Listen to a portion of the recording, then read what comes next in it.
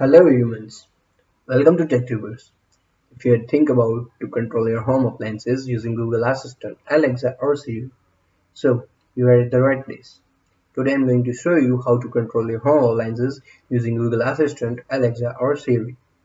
So my video contains two parts. First part is about the hardware part and second part is about the software part, and you can say the coding part. And without wasting much time, let's jump into our hardware part.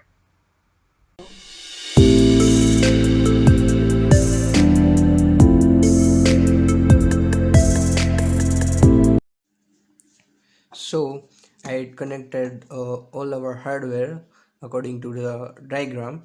So I had connected my NodeMCU to the relay board, and relay board is connected to our bulb using some wires, and the other side of the wire is connected to this plug, so we can give the power to our bulb, and relay module can switch on or switch off that power. So our hardware part is completed now. So let's switch to our software part, recording part. So now what we have to do is just go to the IFTTT website and sign up using your Google account. After signing into IFTTT website, just go to your profile and click on create. Here you can see it says that if this then that. So in this, click on plus button, and now you can see here choose a service. So we can choose service Google Assistant, and click on the Google Assistant and click on connect button.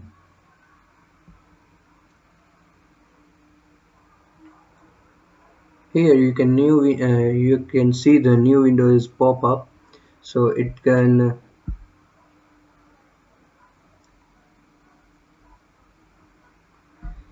says that you are giving a permission to send a command to send command from IFTTT to your Google Assistant. So just allow it.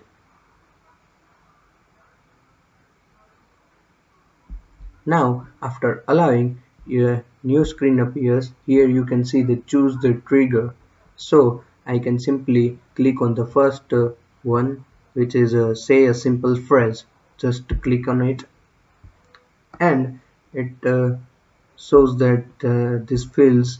So now here it says that what do you want to say. So it what you want to say to your Google to turn your any appliances on or off. So I can say that turn on light 1.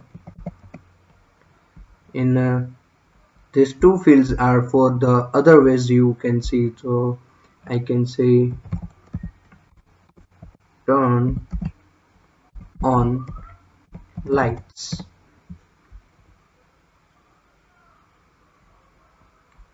Now here it says that what your Google Assistant will reply when you say turn on lights. So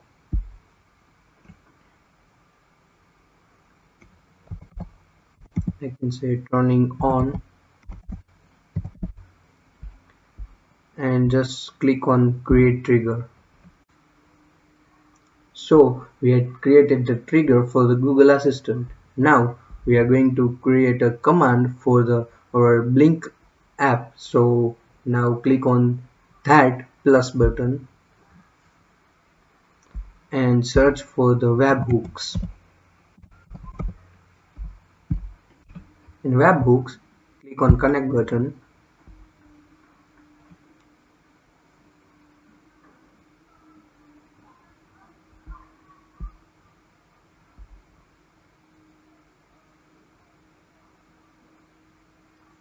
and you can see here choose an action. So basically, if this then that is a simple phrase, you can say if I can say turn on light 1, then something will happen, which is turning on the upper or home appliances, which is my light. So just click on make a web request. The web request is the request that will send to your BLYNK app web command to your BLYNK app to turn on the light one. So just copy this link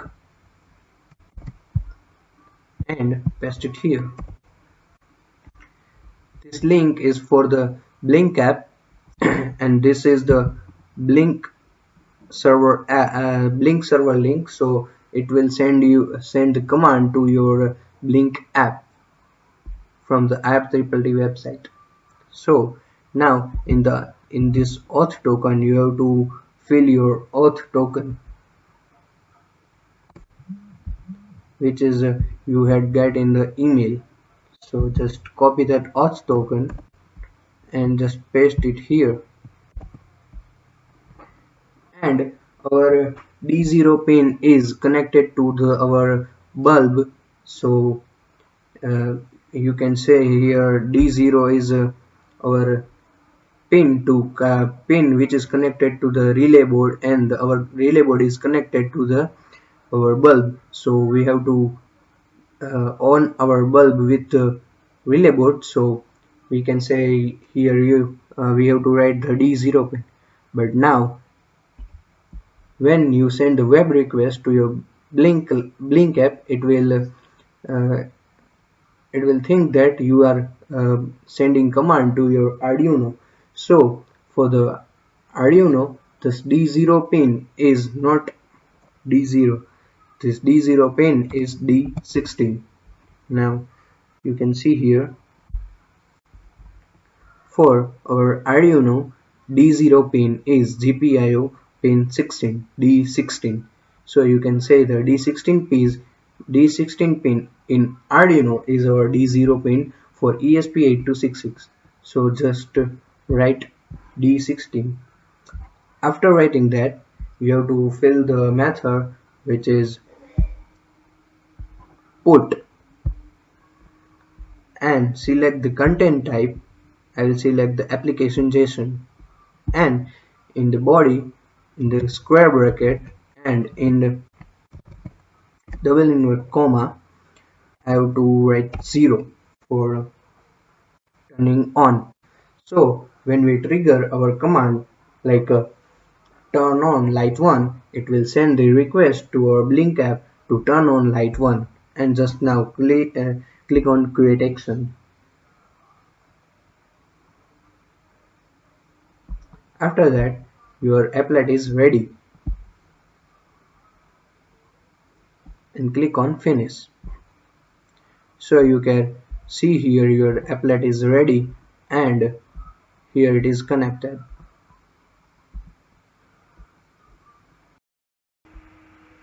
And for the turning light off, you have to put the 1 in the body. So after putting 1 in body, just create action.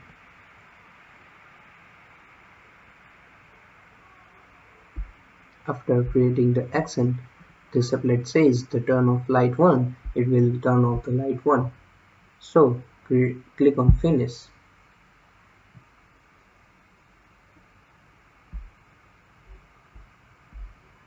Now let's see which applet we have made. So here we had made two applets, which is one is for the turning on light 1 and one is for the turning off light 1. So now what we have to do is we have to write some code in our Arduino IDE. So in our coding section, what we need to do is just go to the Arduino website and download the Arduino IDE. You can download Arduino IDE for your Windows, Mac and Linux, and even you can download it for your Android phone from the Play Store. After downloading Arduino IDE, you have to install it in your system. After installing, we have to paste our BLYNK libraries in our Arduino IDE installation directory in library section. So after installing Arduino IDE, you have to go to the link given in my description for the BLYNK libraries. Here you can download the BLYNK libraries. Just download it and open it. in your system. I have downloaded it in my system, and let's open it. After open, you can see the libraries in this file. So open that folder and copy all the folders and go to your Arduino IDE installation directory. So in my case it is in C, program files 86, and here you can see Arduino. Just open the Arduino folder and here you can see libraries. Just open that library folder and you can see here all the libraries are here. So just to paste all libraries from the BLYNK. So I have pasted it before, so I don't want to paste it again. So simply go to our BLYNK library folder and here you can see the tools. Open that folder, select all and copy. And now navigate to your Arduino installation directory and open your Arduino folder, and here you can see the tools. Just open the tools folder and paste all the tools here. I had pasted it previously, so I don't want to paste it again. Now close this window and go to your Arduino IDE. Here you can see the files. Click on the file and here you can see the example. Just drag here and you can see BLYNK library. Just drag here and in BLYNK library you can see the board Wi-Fi's. In board Wi-Fi's you can see ESP8266 standalone. Just click on it and it will open new window. This is the example for the ESP8266. So what we need to do is just to change the 3 lines of code here. Here you can see the auth token. Your auth token will place here. So just copy your auth token. Your auth token, copy and paste it here. After that you have to give your Wi-Fi network name and your Wi-Fi network password. In my case it is TechTubers. So let's type here TechTubers and my Wi-Fi hotspot password is iterate. So we are done. Now we need to upload this code into our ESP8266 board. So let's get back from our laptop screen. So now let's connect our ESP8266 board with our PC using one charging cable, which help us to transfer our program from our PC to our board. So connect your ESP8266 with this cable like this, and after connect another end of your cable with your PC.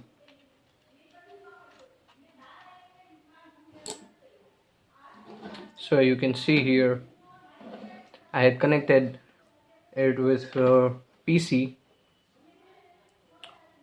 So let's jump into our laptop screen.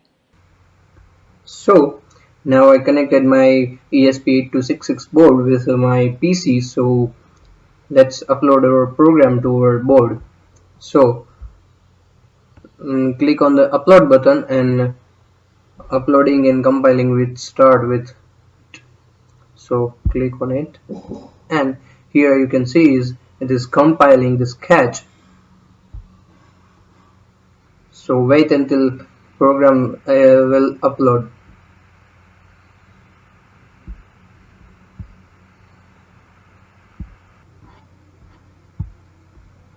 So you can see here our program is uploaded. Let's check if it is running or not.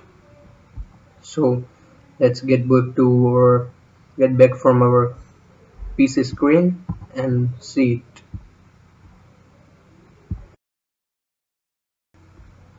So You can see here our program is uploaded. Let's check if it is running or not. So let's get back from our So let's check PC. if it is working fine or not. Okay Google, turn on light 1. Turning on. Okay Google, turn off light 1. Turning off. So guys, this is working perfectly fine. Thank you guys for watching our video. Please like and share our video and subscribe to our channel. And yes, if you have any question about regarding this video, please comment down below. Thank you again and have a nice day.